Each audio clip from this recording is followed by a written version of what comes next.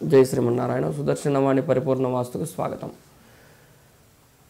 ధనప్రాప్తి పొందాలి అంటే వాస్తు సూచన త్రయోదశం అంటే 13వ సూచన. అయితే మనం ఈ యొక్క ధనప్రాప్తి మీద ఎందుకు ఇన్ని సూచనలు ఇవ్వాలి? మనం అన్ని రకాల తప్పులు చేస్తూ ఉంటాం కాబట్టి గృహపరంగా అన్ని సూచనలు తీసుకోవాలి. అంటే ప్రతి సూచన కూడాను తప్పే, ఒప్పే. ఒప్పు ఉంటుంది, తప్పు ఉంటుంది. ఆ సూచన పాటించకపోతే తప్పు చేసినట్టే, సూచన పాటిస్తే ఒప్పు జరిగినట్టే.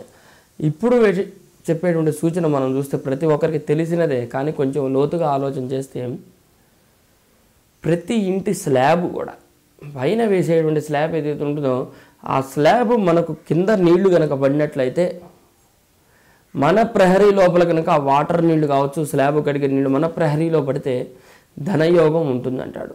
మన ప్రహరీ దాటి పక్క ఇంటి వాళ్ళ యొక్క స్థలాల్లో పడితే ధనయోగం ఉండదు. అంటే ఇంటి చూరు యొక్క నీళ్లు ఇంటి లోపల పడాలి అని చెప్పేది మనకు వాస్తు సూత్రం.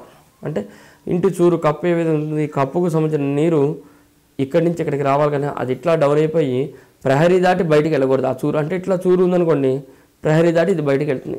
కనుక ఇంటి చూరు యొక్క నీరు మన ఇంటి లోపలనే పడాలి, మన ఇంటి ప్రహరీలో ఉండాలి. అది ప్రహరీ దాటి బయటికి వెళ్ళి పక్క ఇంట్లో పడిందంటే వాడు వెంటనే మన ఇల్లు కొనుక్కుంటాడు ఒక 3 నెలల్లోనే. ఆ విధంగా ఒకసారి ప్రయత్నం చేశామంటే 3 నెలల్లో పక్కింటి వాడు మన ఇంట్లో కొనుక్కుంటాడు. అంటే ఆక్యుపేషన్ అయిపోతుంది.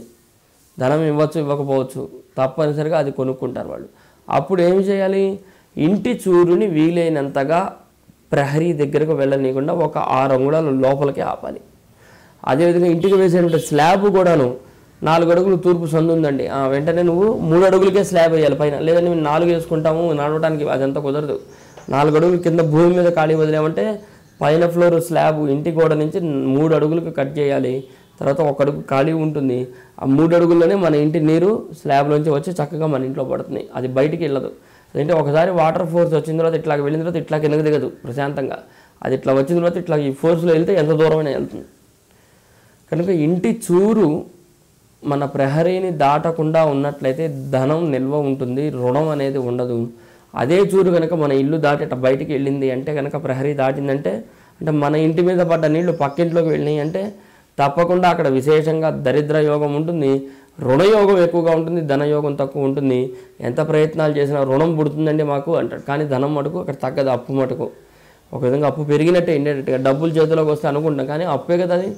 కనుక ఆ ఇంటి చూరు కూడాను మనం చెక్ చేసుకోవాలి, చూసుకొని వీలైతే దాన్ని కట్ చేసుకోవడం అనేది మంచి పద్ధతి. జై శ్రీమన్నారాయణ.